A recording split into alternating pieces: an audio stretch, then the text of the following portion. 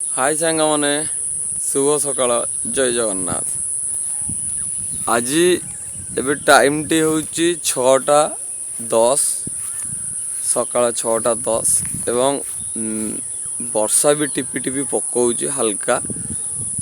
बर्तमान मु मो फार्म को जाऊँगी। वर्षा हल्का हल्का वर्षा भी होउछि। आजिर जो काम सकाळे मु जाई सेठी आपण मानकु देखैबी। बर्तमान मु फार्म पहुँची नहीं, पहुँचवा मत आ 2 मिनिट 3 मिनिट लगिव। ए मेघुआ पागरे किछि काम अछि सेठी जहाँकि सेठी गले आमे देखैबी। मु बहुत बढ़िया काम अछि। आज गोटे नुआ प्रोसेस नुआ सिक्वेन्स अच्छी सेठी किसी जानिया पाई से अमृतभंडा चारा बाबद रे मु आज किसी सेठी करले देखैबी। देखि पारुथिबे बर्तमान फार्म को जाउछि। फार्म आ हाइस्ट 200 मीटर अच्छी फार्म मो घरठू बहुत बाट पलि आसिलिन। तापर भी आहरी 200 रु 300 मीटर अच्छी मो फार्म जानि पारुथिबे।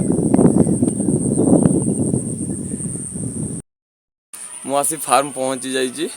मु आसिबा पूर्वरु मो बेस्ट फ्रेंड सी आसिक ऑलरेडी पहुँची सारानी। बर्तमान आमे देखो मो बेस्ट फ्रेंड ये हूँ गणेशा। मु आसिया पूर्व आसिक बस आसी। ए गणेशा केतु आइलुनि?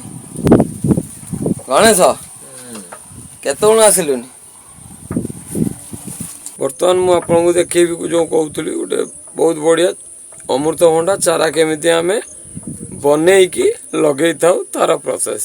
आज मंजी पुता जीव पैकेट रे तापरे छोट चारा आले आमे ताको लगो तार प्रोसेस आज आमे देखेबू।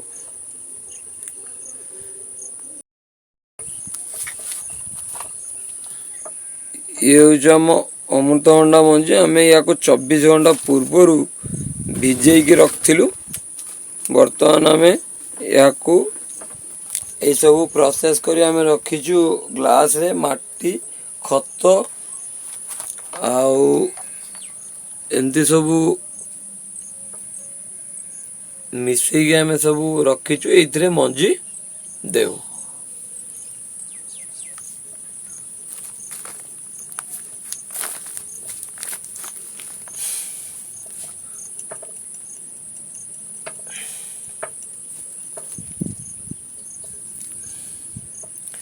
ये भाव आम ये मंजी को प्रत्येक ग्लास रे एमती हल्के रखदबू।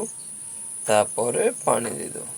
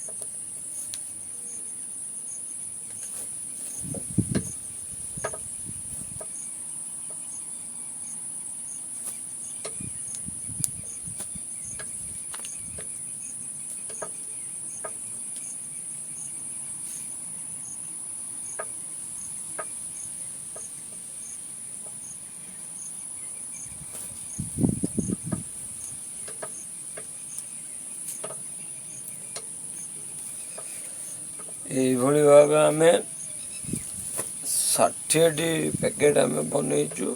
आउ 60टी मंजी आम आज चारा पकेबू। ठीक अच्छे।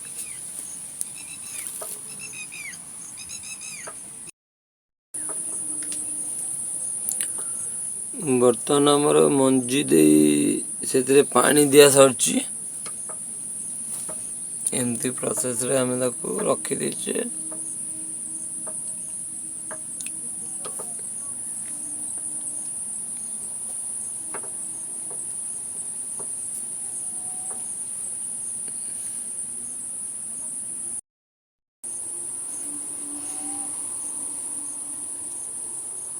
ବର୍ତ୍ତମାନ